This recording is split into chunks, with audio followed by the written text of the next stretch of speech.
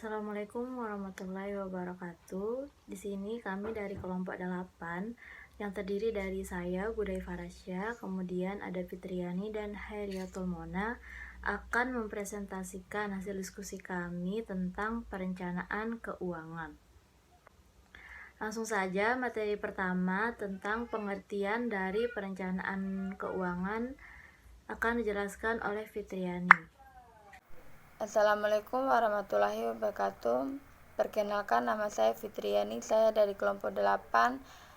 Pemateri pertama akan menjelaskan tentang pengertian perencanaan keuangan dan bentuk-bentuk perencanaan keuangan. Pengertian perencanaan keuangan. Perencanaan keuangan adalah kegiatan untuk memperkira posisi dan kondisi keuangan perusahaan di masa yang akan datang, baik jangka pendek maupun jangka panjang. Untuk menyusun neraca keuangan tersebut, digunakan serangkai asumsi atau skenario yang menyangkut hubungan antara variabel-variabel keuangan maupun keputusan keuangan. Proses perencanaan merupakan bagian yang terpadu dari pekerjaan manajemen keuangan karena liabilitas jangka panjang dan dana modal saham ditarik hanya sewaktu-waktu saja dan dalam jumlah besar, maka penting bagi perusahaan maupun taksiran keputusan seluruh dana untuk tahun-tahun yang akan datang. Yang kedua, bentuk-bentuk rencana keuangan. Yang pertama, 1. Neraca. Neraca merupakan laporan yang sistematis tentang aktiva, hutang, serta modal dari suatu perusahaan pada suatu saat tertentu. Yang kedua, laporan laba rugi. Laporan laba rugi merupakan suatu laporan sistematis tentang pendapatan atau hasil usaha, beban laba perusahaan atau rugi yang diperoleh suatu perusahaan selama periode tertentu. Yang ketiga, peramalan penjualan. Peramalan penjualan sangat penting dalam perencanaan dan pengambilan keputusan, khususnya di bidang produksi. Dan selanjutnya langkah-langkah perencanaan keuangan akan dijelaskan oleh Hairiatul Mona. Terima kasih kepada moderator. Di sini saya akan melanjutkan penjelasan mengenai langkah-langkah perencanaan keuangan, di mana langkah perencanaan keuangan ini terdapat 4 langkah, yaitu langkah pertama dalam merencanakan keuangan adalah merumuskan atau formulasi terhadap tujuan jangka panjang. Dapat berupa tujuan untuk dapat tumbuh menjadi perusahaan yang bertingkat nasional atau internasional. Kemudian langkah kedua adalah berupa formulasi dari politik keuangan perusahaan. Formulasi ini akan menjadi pedoman bagi segala kegiatan bisnisnya, dan dalam hal perencanaan keuangan ini sangat diperlukan. Oleh karena itu, dalam hal ini sangat diperlukan adanya forecasting guna memperkirakan perubahan-perubahan terhadap faktor-faktor yang terdapat dalam formulasi rencana keuangan dari bisnis itu.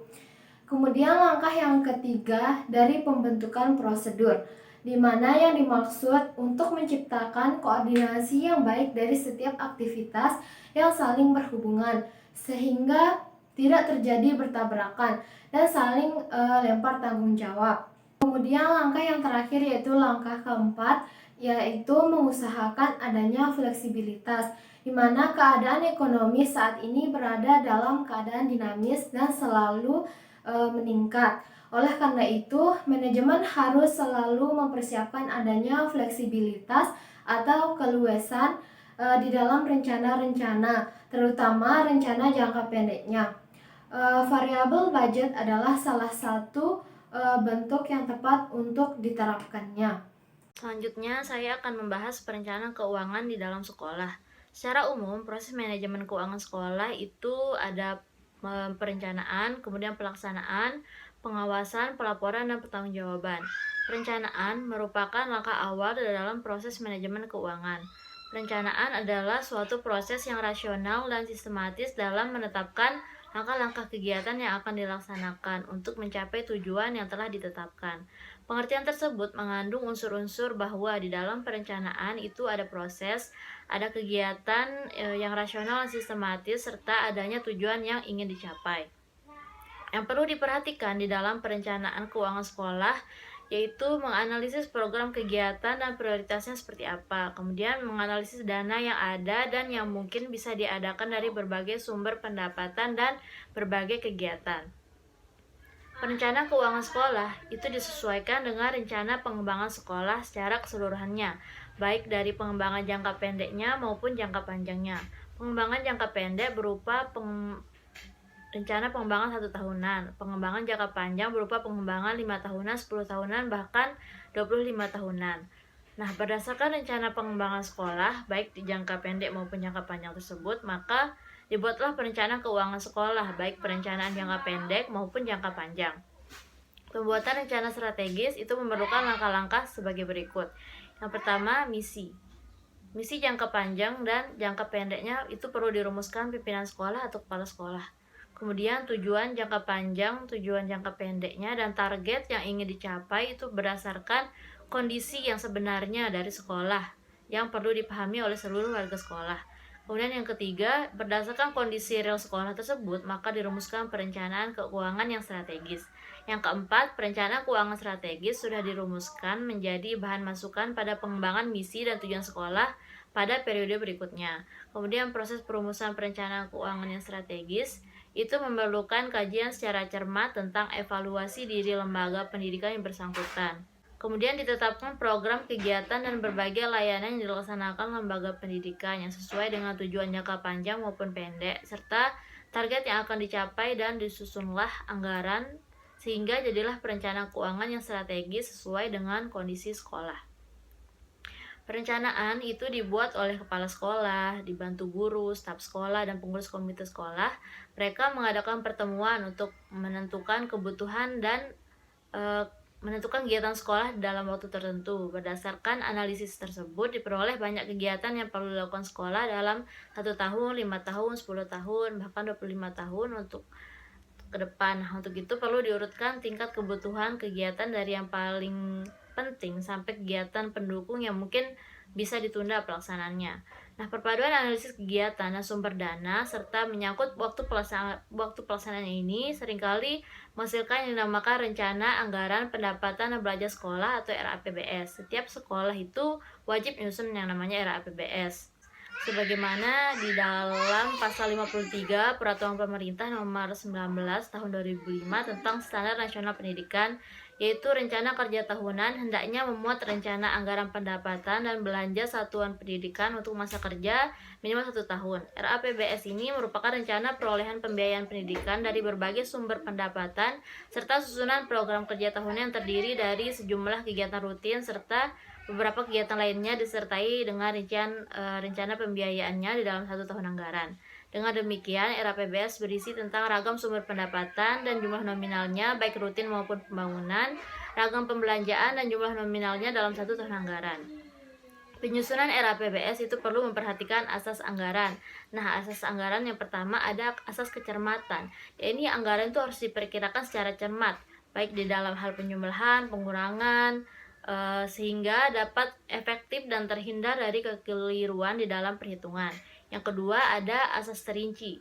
Penyusunan anggaran itu harus dirinci secara baik sehingga dapat dilihat rencana kerja yang jelas serta dapat membantu unsur pengawasan. Yang ketiga ada asas keseluruhan. Anggaran yang disusun itu mencakup semua aktivitas keuangan dari suatu organisasi secara menyeluruh dari awal tahun sampai akhir tahun anggaran. Kemudian yang keempat ada asas keterbukaan. Semua pihak yang telah ditentukan oleh peraturan atau pihak yang terkait dengan sumber pembiayaan sekolah dapat memonitor atau mengendalikan aktivitas yang tertuang di dalam penyusunan anggaran maupun dalam pelaksanaannya. Yang kelima ada asas periodik, yaitu pelaksanaan anggaran mempunyai batas waktu yang jelas, jadi harus jelas waktunya. Kemudian yang keenam ada asas pembebanan dasar. Kemudian yang keenam ada asas pembebanan.